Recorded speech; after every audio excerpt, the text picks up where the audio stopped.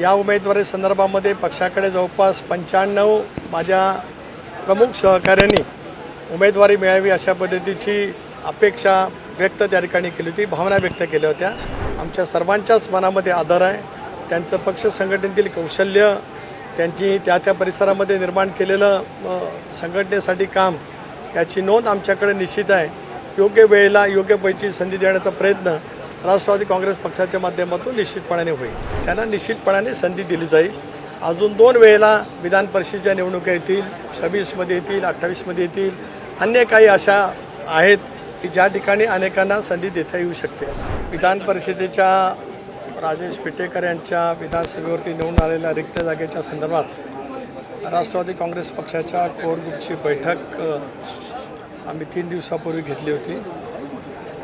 महाराष्ट्रातल्या सर्वच प्रादेशिक विभागाचा आम्ही त्या ठिकाणी विचार केला। विदर्भ, पूर्व विदर्भ, मराठवाडा, उत्तर महाराष्ट्र, मुंबई, ठाणा, मी मोठ्याने बोलतो अजून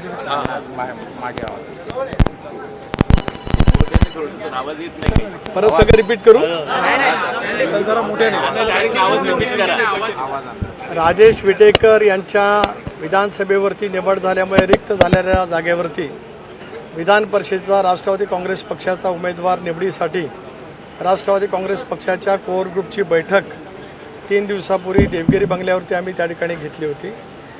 या उमेदवारी संदर्भामध्ये पक्षाकडे जवळपास 95 माझ्या प्रमुख सहकाऱ्यांनी उमेदवारी मिळावी अशा पद्धतीची अपेक्षा व्यक्त त्या ठिकाणी केली होती, भावना व्यक्त केल्या होत्या।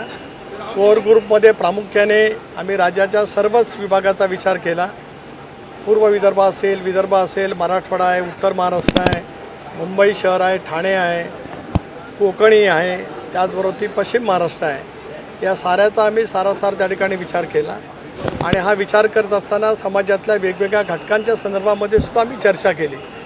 पण एक लक्षामध्ये आलं की आपल्याला एकच जागेच्या वरती उमेदवार त्या ठिकाणी घोषित करायचे असल्यामुळे अन्य सहकारीसुद्धा या निवडीसाठी निश्चितपणाने योग्य आहेत।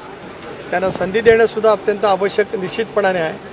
पक्षाला ज्या पद्धतीने महाराष्ट्रातल्या जनतेने अजितदादांच्या नेतृत्वाखाली प्रचंड भरघोस असं यश मिळवून दिलेलं आहे, ते संघटन आम्हाला पुढच्या कालावधीमध्ये वाढवायचं आहे। त्यामुळे पक्षाच्या कोर ग्रुपने एकमताने राष्ट्रवादी काँग्रेस पक्षाचे उमेदवार म्हणून श्री संजय खोडके यांची उमेदवारी त्या ठिकाणी घेतलेली आहे, जाहीर केलेली आहे। त्यांचा सुद्धा 99 सालापासूनचा पक्ष संघटनेतला अनुभव हा प्रदीर्घ त्या ठिकाणी राहिला।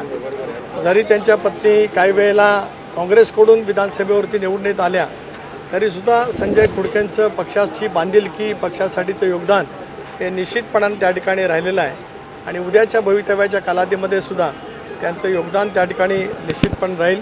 माझे सर्व सहकारी ज्यांनी पक्षाकडे उमेदवारी मिळावी अशा बेच्या भावना व्यक्त केल्या होत्या, त्यांच्याप्रती आमच्या सर्वांच्याच मनामध्ये आदर आहे।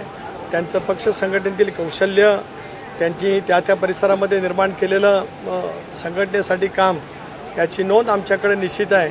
योग्य वेळेला योग्य पैकी संधी देण्याचा प्रयत्न राष्ट्रवादी काँग्रेस पक्षाच्या माध्यमातून निश्चितपणे होईल। जुन्या आणि अनुभवी चेहऱ्यांना अशा प्रकारे पक्षात संधी मिळेल हा एक मेसेज देण्याचा प्रयत्न आहे का कोणत्याची? हा त्याच्यातलाही मेसेज आपण समजू शकतो।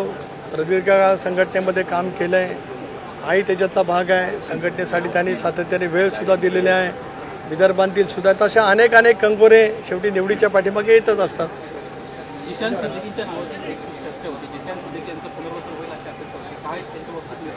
एक असं आहे की पक्षाचा यावेळेचा निर्णय मी घोषित केला। हे करत असतानाच मी अन्य माझ्या सर्व सहकाऱ्यांच्याबद्दल आदरही व्यक्त केला आणि मी हेही सांगितलं की योग्य वेळेला जे काय आज पक्षाच्या प्रवाहामध्ये सहभागी झालेले वरिष्ठ सहकारी आहेत त्यांना निश्चितपणाने संधी दिली जाईल। अजून 2 वेळेला विधान परिषदेच्या निवडणुका येतील, 26मध्ये येतील, 28मध्ये येतील, अन्य काही अशा आहेत की ज्या ठिकाणी अनेकांना संधी देता येऊ शकते। धन्यवाद।